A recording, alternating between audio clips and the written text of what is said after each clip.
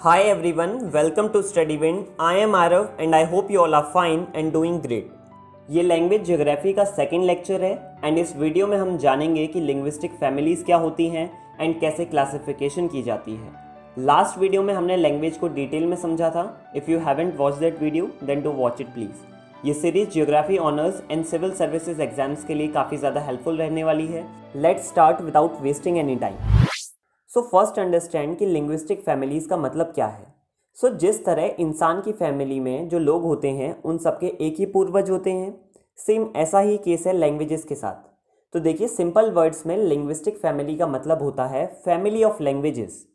So a language family can be defined as the group of different languages that all originated from a particular common language.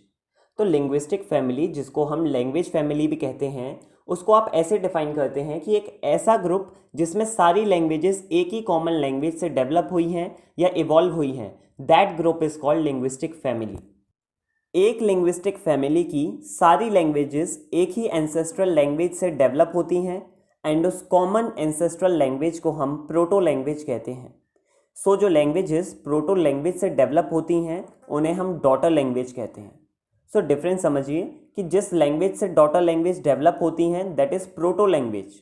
For example Bengali, Urdu, Marathi and Hindi, ये सारी जो Indian subcontinent की languages हैं इनकी proto language Sanskrit है, यानी कि ये सारी लैंग्वेजेस संस्कृत से डेवलप हुई हैं।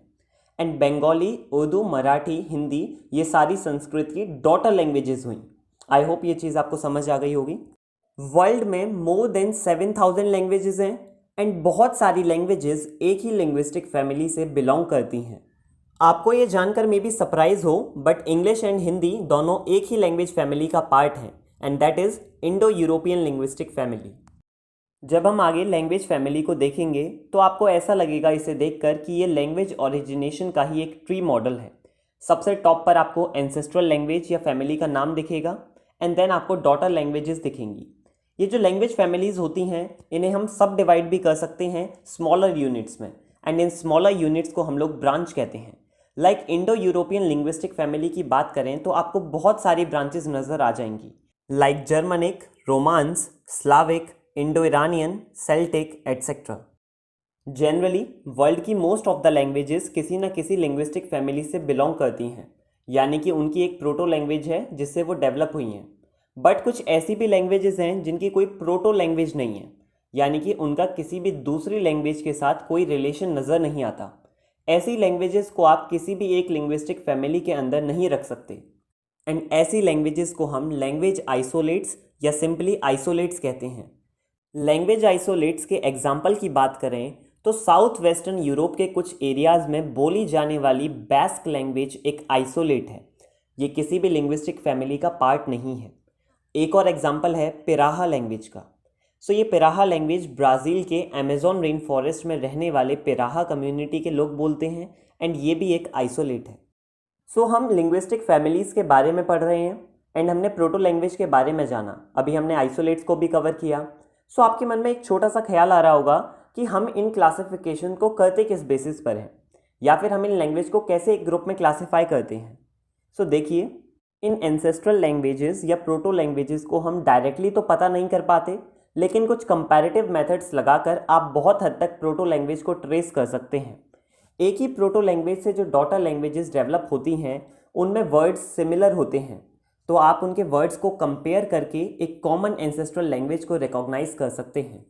सो इन एंसेस्ट्रल लैंग्वेजेस के जो रिटन रिकॉर्ड्स अवेलेबल होते हैं उनकी मदद से लिंग्विस्ट के लिए क्लासिफिकेशन करना ईजी हो जाता है।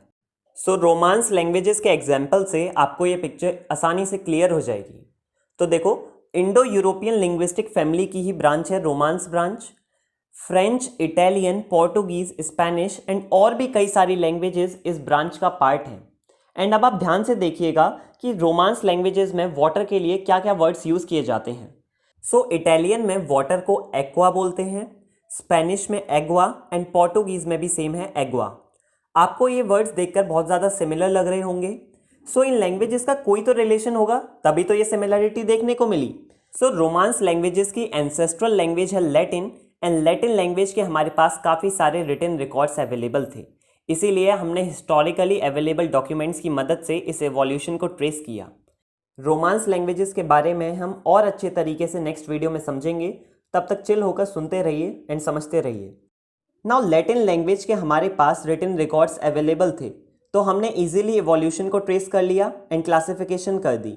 बट अगर किसी एंसेस्ट्रल लैंग्वेज का कोई रिटन रिकॉर्ड अवेलेबल ना हो तो फिर हम कैसे क्लासिफिकेशन करेंगे? तो देखिए, उसके लिए हमारे पास जो मॉडर्न लैंग्वेजेस हैं या जो डॉटर लैंग्वेजेस हैं उनको आपस में कंपेयर किया जाता है एंड कंपैरेटिव मेथड्स को यूज़ करते हुए ही क्लासिफिकेशन हो जाता है। जब रिटन रिसोर्सेज अवेलेबल नहीं होते एंड हमारे पास किसी लैंग्वेज के बारे में काफ़ी कम नॉलेज होती है तो कई बार हम लैंग्वेजेस को जियोग्राफी के बेसिस पर भी ग्रुप करते हैं। लाइक अफ्रीका की काफ़ी सारी ट्राइबल लैंग्वेजेस जियोग्राफी के बेसिस पर ही ग्रुप्ड हैं। इसके अलावा और भी बहुत सारी ऐसी लैंग्वेजेस हैं जिनको क्लासिफाई करने के लिए जियोग्राफिकल फैक्टर को कंसिडर करना पड़ता है। पास्ट में काफ़ी सारे लिंग्विस्ट एंड जियोग्राफर्स ने लैंग्वेज की क्लासिफिकेशन प्रपोज की है। उनके बारे में हम नेक्स्ट वीडियो में डिटेल में जानेंगे। So here is one more term that is linguistics. Although ये स्टार्टिंग में बताना चाहिए था, लेकिन सॉरी फॉर दैट, अब जान लीजिए। सो लिंग्विस्टिक मतलब होता है लैंग्वेज की स्टडी।